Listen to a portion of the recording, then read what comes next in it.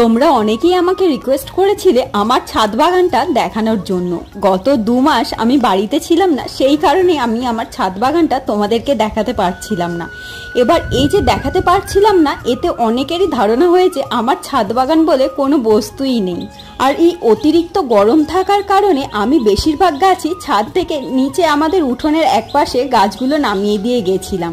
আর এই 2 মাসে আমার বাগানের অনেক পরিবর্তন হয়েছে। কিছু গাছ অ্যাড হয়েছে, আবার কিছু গাছ মারাও গেছে। অনেক কিছুরই বীজ ছড়িয়ে গিয়েছিলাম, তার মধ্যে দেখলাম অপরাজিতার বীজ থেকে চারা তৈরি হয়েছে, আর এই কাঁটা জবার গুলোর বীজ থেকে চারা তৈরি হয়েছে। বেশ কিছু বুগেনভেলিয়ার জবা গাছের কাটিং বসিয়েছিলাম, আর সেইগুলো এখন পুরো শুকনো হয়ে গেছে। আর তার সাথে সাথে দেখলাম আমার স্নেক প্ল্যান্টেও প্রচুর ফাঙ্গাস হয়েছে। আর এই গত 2 মাসে প্রচুর পরিমাণে নানান রঙের বোগেনভেলিয়া ফুটেছে, তার সাথে রজনীগন্ধার স্টিকও উঠেছে।